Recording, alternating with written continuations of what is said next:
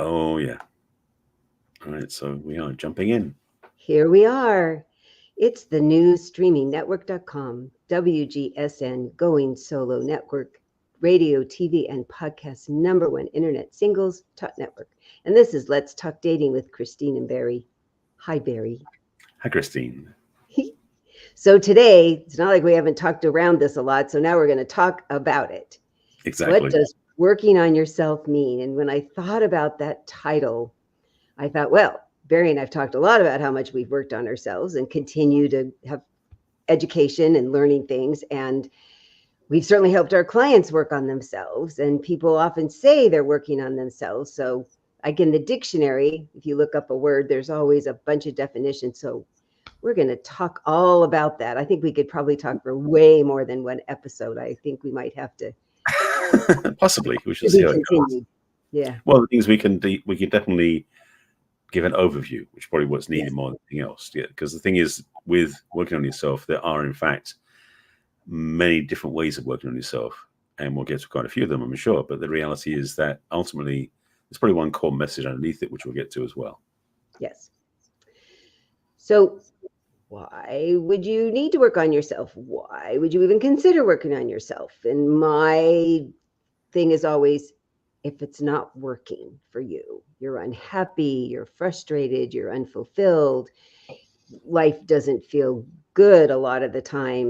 Whatever you're hoping to have is not there. Whatever you wish wouldn't have happen keeps happening. I mean, if you have unease, which also is part of disease, because people can get disease from being uneasy for a long time. Yes. So anything that you're feeling anxiety, angst about, often it can feel very out of your control. It can feel very sudden and unexpected, and what are you going to do about it? But it keeps going on and on. I think that's more of it rather than just something sudden, but something happens and then it keeps going on and on.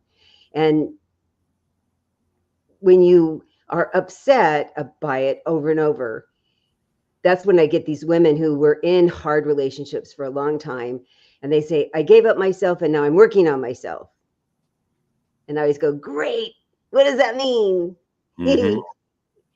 Yeah. Well, the thing to speak to that the thing about not discovering things aren't working is, for the first step, which I've said all the time in my work, is the first step is always awareness. Because if you're totally unconscious of the fact that things are happening, you're going to keep doing them because you won't notice them. So it really is the first step, and most people don't usually have that awareness the first time it happens. It usually is 7, 18 times into something where it's like, oh, I think something's going on here. And that's why I went through my own journey, was my relationship sequence, for want of a better word, was doing the same thing again and again with different women. And I realized that it wasn't about them, it was about me. And that was when the first real big shift happened. And I've been in the personal development work and been working on myself, so to speak, intentionally for decades. So it's not like I was a newbie to this work or a stranger to this work. It's definitely been part of my work. At the same time, I was also aware that, again, in hindsight, because hindsight is 2020, that I was not working on myself in certain areas of my life. Because you work on yourself could be like, well, you work on myself in being a better person at work, but you're working yourself in the way that you parent, or working yourself the way you are in a relationship, or working yourself in the way you are in physical health even.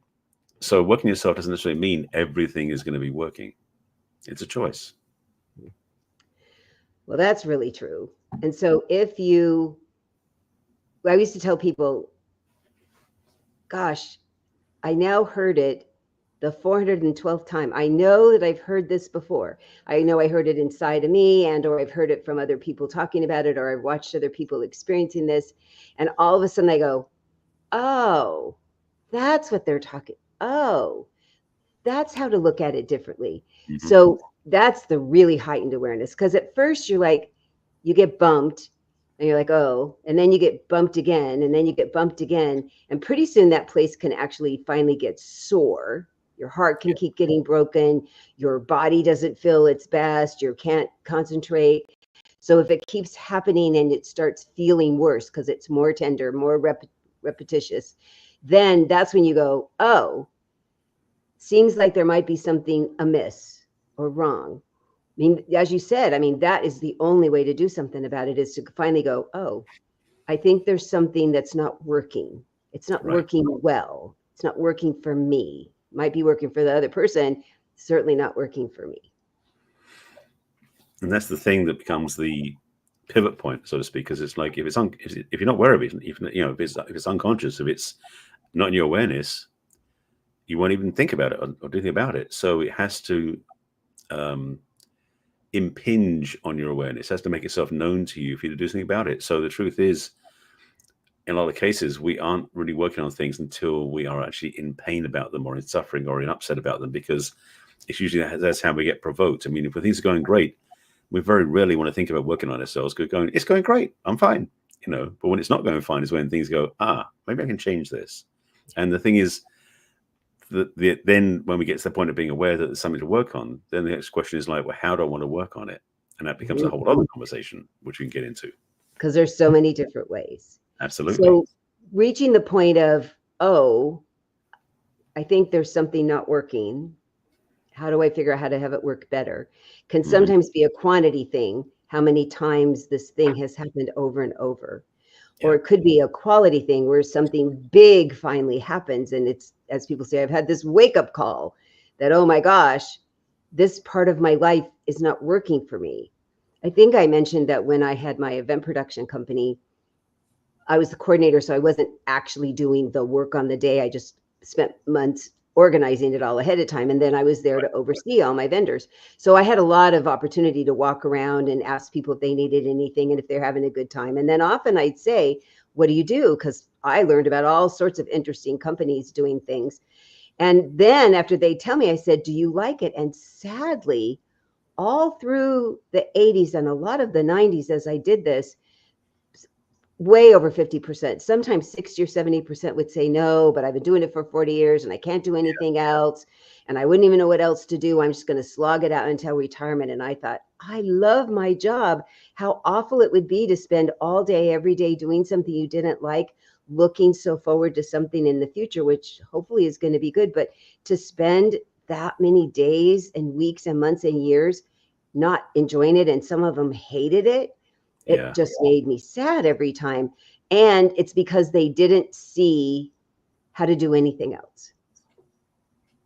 And that is a big one. I mean, I've been cursed and blessed to have had at least 6 careers in my life. And yes, in a couple of cases, it was boredom.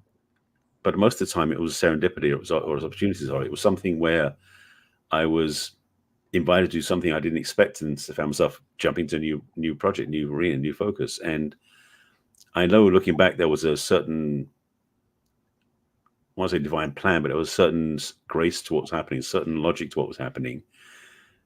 But the thing for me was also noticing, because as I said, I've been in the personal development field for many years, is I was working on myself in parallel to what I was doing. And sometimes what I was working on didn't necessarily affect the other. So I wasn't necessarily saying that I was working on myself to fix everything in my life. I was really working on myself to feel better about myself in any environment I was in. So sometimes it's necessarily about an outside trigger as much as it's an inside trigger. And that was the case for me.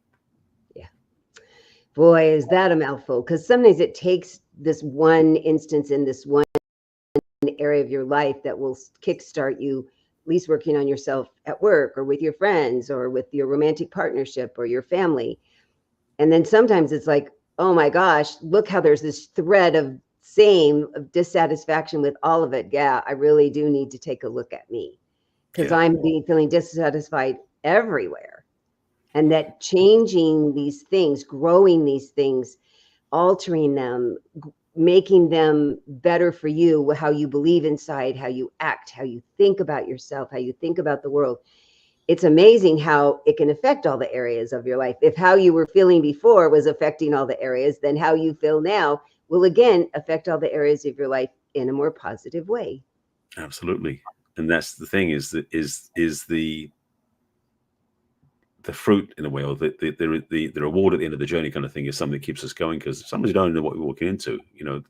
Oftentimes, you said about how, something happens so much, you get so sick and tired of it, you get so fed up with it, so frustrated with it. It's like they say, when you're sick and tired of being sick and tired, you'll be willing to make a change.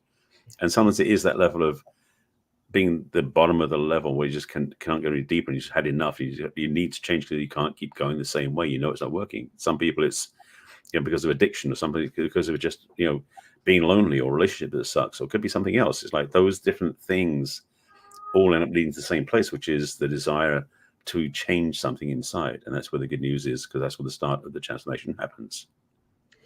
So for sake of this conversation, Yes. we can walk you through if you have one thing and know that it can really affect other things.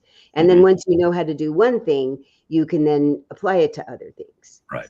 So first, when you find that you're unhappy, you really realize, acknowledge, say out loud, I'm unhappy with whatever, where you work, where you live, who your friends are, who your relationship is with. Pick a thing. And first dig in. Why are you unhappy with it? What are all the reasons that you're unhappy? What is not working for you? You're not feeling cared about. You're not feeling listened to. You don't feel like you make enough money. Whatever it is, write it all down. And then this is the part that everybody goes, there's no benefit. Well, yeah, there are. If you look at all those things, there is a reason you stay and put up with all those things. The lack of money, the lack of professional treatment, the lack of upward mobility, whatever it is, if you're in your job, there's a reason. So we need to acknowledge the reason of I'm too old, I can't find a new job. I'm afraid that nobody'd want to hire me. I only have this one marketable skill, and really acknowledge it, because you can't do anything until you face the monster under the bed. You have to say, is there a monster under the bed? And I can fight it, but you have to say, I'm afraid there's a monster under the bed first. That's a good way of putting it. I mean, and that's the thing is it is that facing it. I said at the beginning about having awareness. It is being willing to face that and say, this isn't working, or something's not going good. And I actually want to do something on top of that to go back to the beginning for a moment, because you said about, finding what's wrong, not working, and being that, and then do something about it. I said this, I had this interview a long time ago, and I talked about this, and it sort of still resonates for me, is that in the population of the planet, there are different subsets of people. And the reality is there's one subset of population, one group of people in the population who tends not to do any work on themselves because they don't think there's anything wrong with themselves. And that group is basically the straight white Christian male. And the reason I'm saying that is to be really confronted, but also to say the truth. Because if you are a woman, if you are gay, if you are a minority, if you have a different religious belief, if you are not white-skinned, you may be given feedback that you're not okay, there's something wrong with you. You're less than, you're not so good. So the awareness of the things to do to work on yourself are more overt to you if you're in that category. But if you're the straight white Christian male, rarely do you get the feedback that there's something wrong with you. And so it's harder sometimes for that particular population to actually start looking at themselves going, I want to work on myself, because they don't think there's anything wrong with themselves. So the awareness piece is so key, because it isn't necessarily society telling you something wrong with you. It's just you looking in the mirror and going, what do I want to change? What's not working the way I want? Because ultimately, all of us, doesn't matter what your color, focus, everything else that is, there's always room for more. There's always room for better. And so the working on yourself isn't something necessarily driven by I'm broken, I need fixing, or sometimes you feel that way. Sometimes it can just be where I am now is okay, but where I want to go is much more. So how do I get there? Since you are three of those things, it's good that you can speak from that. Not Christian, but you certainly are straight, white, and male. Yes. And it is that they don't have all day long, every day, things poking at them and jarring them, as most of the other part of the population do. And I do get a lot of those as my clients, and it does their job, their dissatisfaction with their careers does send them to me, but also the ones that come to me for other reasons, it's because the other person has said, I'm unhappy. I'm unhappy because you're this way. You be you, but if you're going to be you, then I'm unhappy. I'm unhappy with being you being you. And that sends them to me a lot. So it's not that they come saying, what's wrong with me, or am I broken? This person who I deeply care about and would like to have them hang around is having issues with me. So could we look at, maybe there might be something I might want to look at and alter? That's very Does that painfully sound, true. Yeah, coming that's from right. somebody who's 3 of those 4 things? Yes, I actually agree with that. I mean, I had my own, as I said in other episodes about being bullied and pushed around because I wasn't one of the in crowd. So I had that imperfection in air quotes about myself that I could look at as seeing something wrong with me, so I could work on it. And that was kind of one of those things that was seeding me to do the work internally. But yes, so many times, sometimes, well, no, not so many times, but that positioning about, I've been given feedback that I'm not doing things right because my girlfriend partner says this about me and I don't know what to do about it. So then won't it be an awareness of like something wrong, but somebody's telling me there's something wrong, so I need to look at what it is and get some help. So there are certain people in the population who actually recognize that maybe there is something they can work on, because again, there are some parts of the population who go, they think something wrong with me. Oh, it's all about them, not about me. I'm fine. Because that happens as well. The whole projection piece goes on. It's like that stuff doesn't work. So there is, as we said at the beginning, there are so many parts that we can talk about this way, so many aspects, so many directions. So there are many different ways we can discover there's work to do on ourselves. Sometimes it's just we want to go bigger and better than we were. Sometimes because we think we're broken or something doesn't work, or we feel like we're never going to have what we want. There's such a wide array of reasons and motivations to do the work on ourselves. Yes. So when I get those kind of people, if they come to me as a couple especially, and he's willing to be there to support, because that's how I say, if I'm working with the woman, to get the guy to come say, because it's the truth, it's not the whole truth, but what I'm saying is the truth. We need him to come help you understand you better, because that really will happen. And then if he's at all willing at any point when we're having our conversations to go, well, let's look at what might be your part. And I'd say the majority of the time, not always. And I get women who they're convinced that they're here to watch him get fixed, but it's often more the other way around. Right. And a lot of the men really will say, okay, I could see that. I could see that might be hard. And yeah, I've had a challenge with that with other people. And as long as I don't have to change the core part of me, it's all a lot of the growth that you've done that just makes you, as you said, more. Yeah. It's not making you less anything. It'll actually hopefully make you happier, your partner happier. They have better relationships at work and with their kids when they, whatever it is, the bristly part of them, the stubbornness part of them, the non-empathetic part, that they have empathy inside them, they just haven't known how to use it. Right. They come back going, wow, it didn't hurt so bad and it feels so much better. That's the thing, is it's like the work we do with our clients, it is something that really is a gift in a way, but it can sometimes feel painful going through it. And it is the challenge because oftentimes we're attached to a way of being. And one of the biggest hiccups is that attachment to the way we are and the way what we do, we think is right. And then we get feedback that doesn't match that and basically is jarring to our way of being, can make it feel like if we're going to change, we've got to give up all the stuff that's good and so much challenging. And the thing is, it's seeing through a different lens.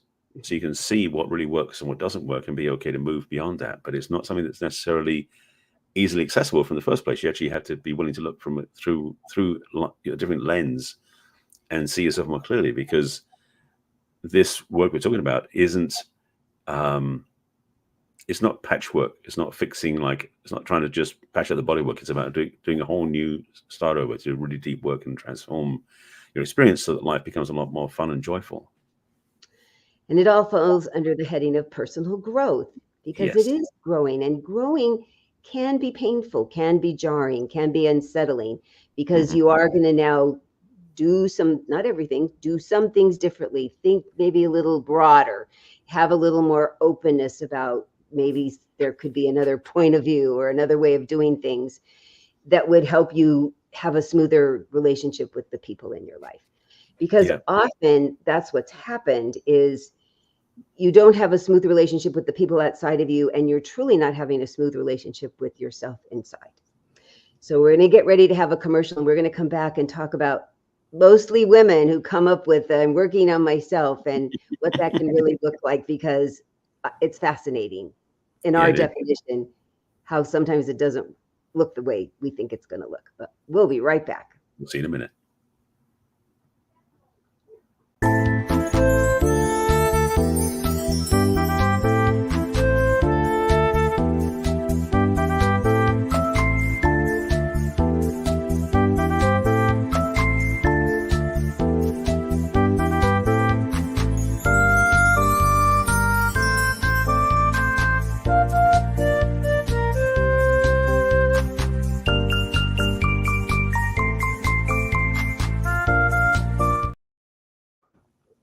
And we're back with Let's Talk Dating with Christine and Barry. And today we're talking about, what does working on yourself mean? And I want to jump in quickly because something you said right before the break, I want to just underscore, because you said about how it can feel painful and change to go through that. Yeah. If you're someone who's basically, I'm going to exercise it for the first time after many years of not doing it, for example, whether it's going hiking or going to the gym or riding a bike or anything else, the first few times may feel good when you're doing them, but you're going to feel pain after them, just the stretching the muscles, the transformation of that experience. And it can be like uncomfortable. But the more you do it, the easier it gets, and then the less and less pain you go through, because you do the right things to take care of yourself. This working on yourself idea, the personal growth work we're talking about, is kind of the same way. The first couple of times can feel very jarring. It can feel uncomfortable. But the more you do it, and the more you recognize that each time you do it, you become more joyful, more fulfilled, more whole. It's easier each time. And it does, even though sometimes it can get harder at some points too, so just to be transparent. When you go through some work, you go to the first level, it can be painful initially and gets even easier and easier, but then you go down to a deeper level and it can feel much harder again at the beginning of that too. But the recognition is that the value you gain, the sense of self you have afterwards is so much more worth it. You know, it's worth the journey to get there. So same as going to the gym, this sort of work is valuable too. Yes. The thing that you and I explain to our clients is, in the beginning, we will hold the belief for you that it's going to get better, because you don't know yet, because it does feel yucky in the middle. The middle is not fun. It's slogging through, it's cleaning stuff out, it's looking at stuff you haven't wanted to or didn't know how to look at for a long time. I don't like the middle when it's me. I'm very sympathetic and empathetic about my clients when they're in the middle. And everybody says, once you're out of it, oh yeah, that was worth it. So once you've done it and they go, okay, you said this is how it was going to be after, and it is, it's still not fun to do the next layer. You just have more belief that, oh yeah, I remember, even though it's icky, it's going to be icky. It's going to be good. I know it's going to be good. So, but we have to get past the first time. That's just the thing. And you and I hold them emotionally as they're doing the hard work and reassuring them it's going to be worth it. And then they go, oh, you were right. There you go. Somebody yesterday said, have you seen The Matrix? And I said, yeah. And he goes, can I call you my oracle? I went, that is the nicest compliment I've had in a while. I can very relate to that, because you're a Matrix. Oh, yeah. Yeah. That's very cool. I know. I said, gosh, I would have never thought of it, but I will receive that. Thank you. So when women come to me and they say that they're working on themselves, and I go, great, tell me what that means. What they often say to me is that they felt lost. They lost themselves in a relationship, whether they were caring for an ill spouse who's now passed away, or they were living with a person, a narcissist. That's the thing everybody's throwing out now, whether it's a true diagnosis or not. There was a selfish person they felt uncared about. They did all the work all the time with no recognition. And so I say, well, hard, exhausting, terrible. And what is it you're going to do to work on yourself? Well, I'm just not going to need people, and I'm not going to have them need me. Well, how's that working? How is that really working? Because needing people and feeling needed most of the time as human beings can really fill us up. And they think it's emptying because their experience has been emptying. Right. And to hear there's not just one or the other. There's not just black or white. There's a whole bunch of options in the middle. What kinds of things do you hear when women say, I'm going to work on myself without your help, when they're talking about it on their own? Yeah. No, and I know what they're saying when they're working with me. It's much easier. But when they are in the sometimes, frankly, it's an avoidance, to be blunt. Working on themselves can mean they'd rather just say the truth. They don't want to be with somebody. They just say they work on themselves to try and be polite, but it's not very effective. Sammy's letting me know he's in the room. Yes, indeed. I can hear him for sure. Usually he naps through the whole thing, but he is over there having a whole thing. Yeah, it's like, Sammy, please. Hi, sweetheart. I see you. Okay. So I think he just wanted to be acknowledged. He's a big cat, so he has a big voice. He's working on himself as well. I think he knows how to get attention from everybody. Right. So continuing. That's what happens in life. That's the way it works. And so when they're working on themselves, I'm always intrigued as to what that means to them, because the thing is, as we said, there are so many ways to work on themselves. Some people working on themselves can be taking their issues to the mat and doing yoga. It could be, reading books. It could be going to see a therapist. It could be working with a coach like us. It could be traveling the world to get out of their home space to transform their lives that way. So there are so many different varieties and flavors and ways of working on themselves. I'm always intrigued to know what it is, because some things I'm like, wow, that's really cool. And some things, frankly, I look at and go, there's better ways than that. Because I know what works, and also know a lot of what doesn't work. I've been through a lot of it that doesn't work as myself. So I have direct experience of what does and doesn't work as well. Yeah, they're not needing people and not having people need them has been so often said to me that I had to just say it out loud, because that's what they say. And it's because they felt like they gave all of themselves away without getting anything or very little back in return. Right. And that feels awful. I mean, to feel like somebody sticks a hose in you and it all just goes out and nothing's coming back. And that would be an awful way to feel. And so as we work, I mean, this is not the very beginning, but part of the steps as we're working is you choose to be there. You choose to allow this to happen. Generally in this country, you're not locked up in servitude. You really do have choices and brains. And so what is the reason that cycle started and continued to happen? That this person was only taking and you were only giving? Are they just a taker person? And what made you stay with them? What made you attracted to them? If you're this giving person and says, oh, no, don't do anything for me, I don't need any help. As I sound like Dr. Phil, how's that working for you? There you are feeling drained again, even if you are surrounded by people that want to give back. So figuring out first how you got drained, not how other people drained you, but how you chose to allow it to happen it's a very unconscious choice, and it's never to give anybody a hard time, because this is just a fact-finding mission to how do you change or move in a different direction if you don't know where you are already. And if you want to go drive somewhere, you have to say, where am I now? Your GPS always wants to know, where are you now, in order to give you directions to go. If you don't know where you are, it can't take you to a new place. And then you have to figure out what would you like differently? What kind of give and take would you like? And what are you willing to do to get that kind of give and take?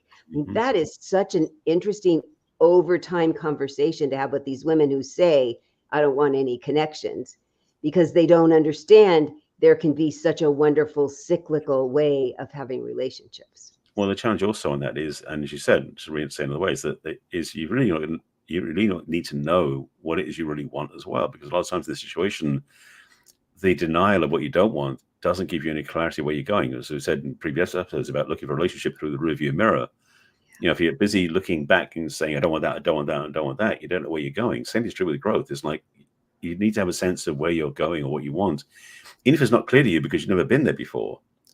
So instead of saying you want to feel less pain, less suffering, maybe you say, I want to have more joy, more fulfillment.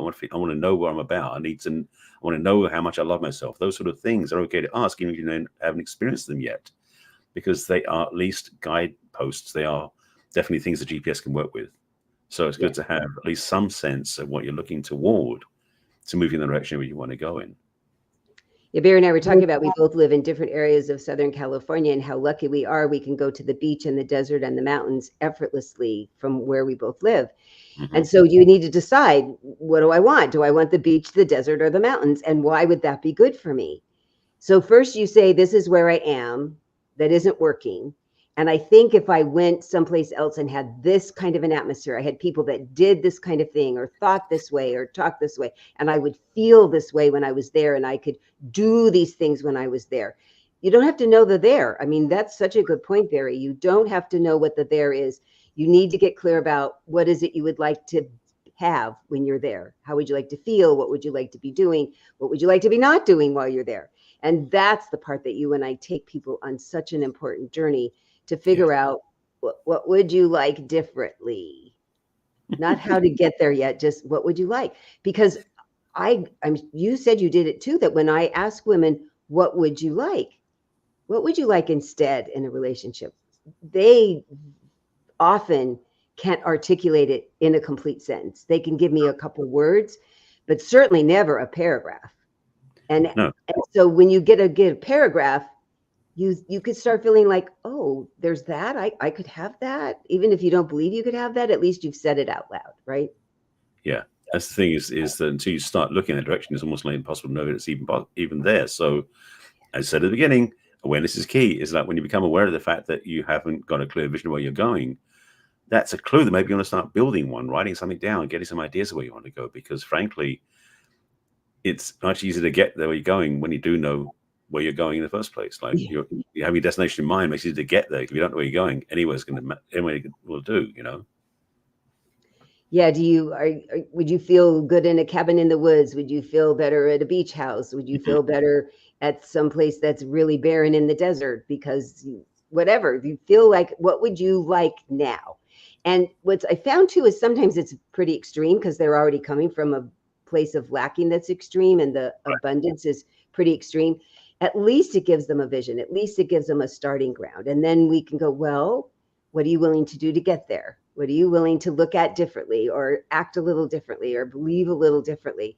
And that's when the good stuff of the change starts happening. And then they get all uncomfortable and go, oh my God, this is so hard. And then it gets to where they get, oh my gosh, I got the thing I was asking for. And that's where the good stuff comes in, huh?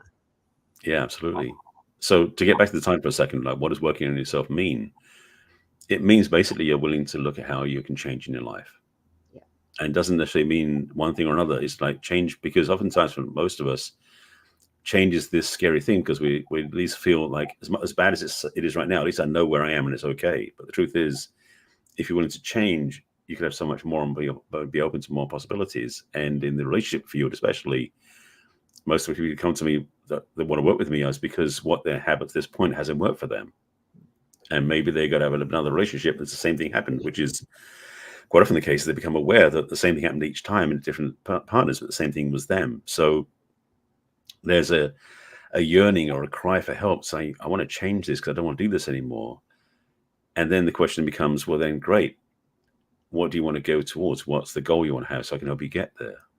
But it really is a process and a journey. And as I said before, it's like whether you're doing it through some of the physical practice like yoga or exercise, or through some spiritual practice through meditation and retreats, or you're working with a coach or a counselor or even a therapist. There are so many vehicles to choose, but find the one that works for you, and also find the one that supports your goal of where you want to go. Because sometimes those tools out there may not match where you're looking for exactly either. So you've got to be willing to do some your own due diligence in the different tools that are available to you. Mm-hmm. And talk to people that have been part of that and what worked for them. Because if it worked for them, that doesn't necessarily mean it work for you. And so you need to see what happened on their path. And is it something you can go, yeah, I could do that? Because our intention with this conversation is not to say how hard it is. It doesn't have to be hard. It just has challenges. It just has uncomfortable parts. And it has amazing payoffs.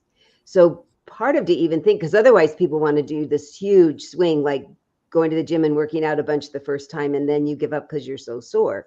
That figuring out what's a baby step that means working on yourself, that you add something to your routine, you take something away from your routine. I mean, even just that could make a big difference in your whole day, that you say, I'm going to get up an hour earlier, or I'm going to make sure I read for, a half an hour in the afternoon, or I'm going to make sure I stop and eat, or I'm going to phone a friend, or I'm going to spend some quiet time, or I'm going to go do something that's rowdy. Just adding one thing and or taking away something That's something that you think might feel good, and go try it, and take away something that feels uncomfortable. It's not working. Right. What could you take away that's teeny so it doesn't feel as hard and scary? Yeah. The thing brought to mind was that, many people have been through that experience because they've tried New Year's resolutions where they really get gung ho for the first 3 weeks and then they stop doing it because it doesn't work for them. So to make what you said more pretty, simplified.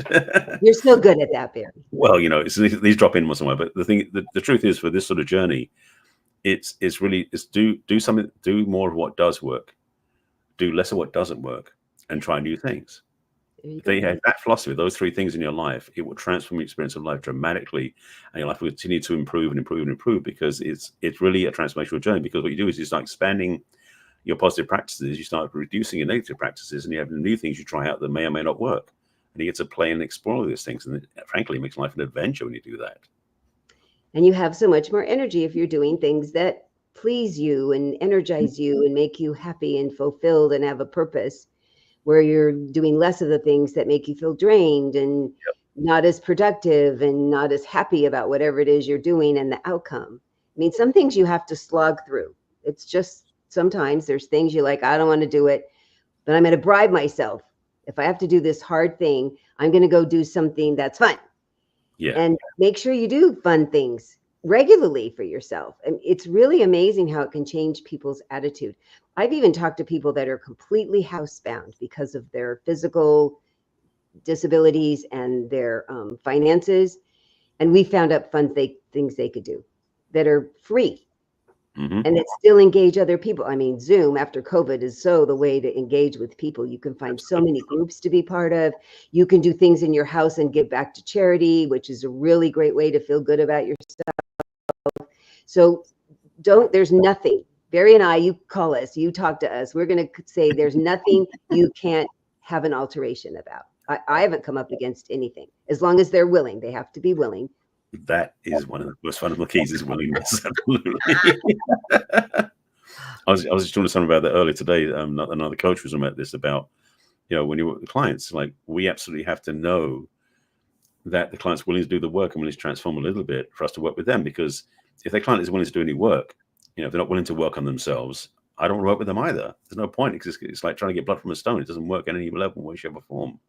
So to have the internal willingness to try new things, to be willing to work on ourselves, is really fundamental to have the possibility of change. I mean, change comes from within. So yes, absolutely. My agreement is that I will never work harder on their life than they do. Yeah. I will work just as hard. Absolutely. But I didn't do that in the beginning, and I was exhausting myself. See, there was a thing that wasn't working. So you changed it. I did. And now I tell them, this is our agreement. You work hard, I work hard. You work less hard, I'll work less hard. I'll keep pace with you all the way. Because sometimes you just can't go faster. Everybody knows I'm the pokiest person about making change in my life. So I'm fine with people that want to take a while, as long as you keep doing the work. It can just be a little tiny bit of work. That's perfectly fine if that's what makes you more comfortable. And then you say, look at what I did. Because even tiny things, you can really get some great appreciation to yourself and from validation from the outside of the world. And the other thing that's a qualifier for me is when people come to me and they say, I've had it with this happening or this not happening. They don't have to have any more words out of their mouth about how they want to do something differently. It's okay. All I needed to hear, they've had it with what is or isn't happening. Yep. That's my magic thing, that, oh yeah, we can work together then. Yeah. But if it's all the other people still, that doesn't work well with coaching. It just doesn't, because I can't talk to them. I wish I could charge so much more if I could mental telepathy help with people. Oh yeah. No, that's I can't do third party work if the third person's not there. It's not gonna work. The thought is, it's like, if only everyone was willing to work and change, God, it'd be so much easier. Plus we get paid a lot more because we don't want people working with us. But that's the truth. And the reality is that this is the self-selective process. It isn't something that's going to be automatic for everybody. And so, yes, when people say that they're so fed up that they're done with it, they can't do anything anymore, that is usually a good sign, because it means they're willing to grow, they're willing to change, and that's when they are willing to work on themselves. And that's the good news. But it doesn't. And sometimes, though, it's amazing to me the tolerance people have. I was that way too for a while, where basically we, putting up with whatever it was and not having any um, concept, desire, or wish to change. Just saying, this isn't working, but I'll put up with it. It's like, why? So, yeah. Yeah. Once you get to the other side, you're like, why did I do that? I just say, for me, I got ready when I got ready. Yeah. And I wasn't going to be ready before I got ready. I'm not that kind of person. And I forgive myself because it's so who I am anyway, because I take a while to make a change. I have to really think about it for a while and chew on it and test it. And then I'm ready, and I will just do it as soon as I now decided I'm going to do it. And it takes me a little while. So I just don't tell the impatient people in my life when I'm working on something. I tell my little tiny group of people. Right. But underneath that's the other part as well, is that doing this, when you start working on yourself, you might discover, and this is one of the things I discovered for myself, is you start to like it enough that you won't stop. And that's when life gets very interesting, because it means the journey that you choose to be on becomes more expansive, more elevated, more joyful, more loving, more transformational, and more change happens. Because you start to realize the fact that when you're staying the same wasn't anywhere near as much fun as it is to be in the change and the growth and the journey. So working on yourself can be one of the greatest gifts you can give yourself, because the rewards far outweigh the costs. And for me, that's one reason I keep doing it. And fun is really a good incentive. Because it's a good reward for the challenging side. Yeah. Yeah, it really is. And the other little caveat that I'll just put out to the side that I say out loud to people, when you start making changes in yourself that are really good for you, the people in your life will start resorting themselves. You'll have people that will want to be closer. You'll have people that will fight you, that why would you want to change? Because then it's not as easy to be with you when they're not being their best self. And they might have to not be so close or not be in your life at all. And sometimes that's one of the hardest things, because it's one of the benefits that they've had this friend for 40 years. And why would they want to alienate them? It's a choice. It's always a choice. That was probably one of the biggest lessons I learned along the way for myself, is that when I started doing personal development work, this started back in my 20s, my friendship circle would evolve. Most definitely. I would definitely have experiences where people I was close to for many, many years would just start to drop away, because their way of doing things and my way of doing things didn't match anymore.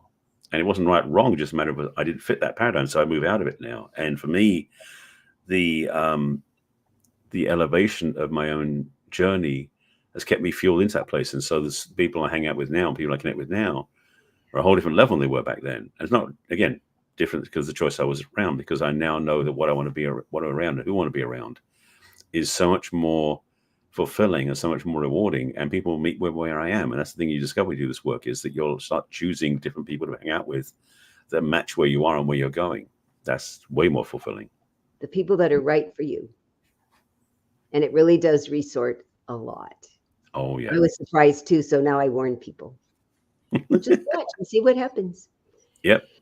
So if this has touched on any nerves inside of you that you're going through some personal growth, we'd love to hear what you're using for it and how it's working. And if you're intrigued to make some changes in your life that would feel like personal growth while you're working on yourself, Barry and I would just love to talk to you, because you can see we've been there, done that, and continue to do it for ourselves and for our clients. Absolutely. So the way to reach me is through my website, which is www.theperfectcatch.com. And I'm going to say again, the way I came up with the name is that first you learn how to be the perfect catch, and then you'll attract the perfect catch. And that's really, I came to me in a dream. I woke up the next day going, oh, I think I'll name my company this, and this is why. It's on my business card. Yeah. I don't know. I get downloads. So if you go to the bottom of the screen, you can join all of my social media of Facebook and of my website. It's Facebook and LinkedIn and Twitter and Instagram and Pinterest and YouTube. And then you can also join my email list, and it'll keep you in touch with me and what things I'm doing in my life, including you'll get repeats of this podcast. You can also send me a personal email at Christine@theperfectcatch.com. You didn't mention how they can get in your calendar. Oh, and yes, I know I'm missing something, but Barry will remember. You're welcome. So I knew there was another thing. Thank you so much. Yes. Oh my gosh. I offer a complimentary conversation. So if you go to the middle of the homepage, you'll find it What's Holding You Back from Love questionnaire. And there's just 10 brief questions about where you are and where you think you'd like to be, not how to get there.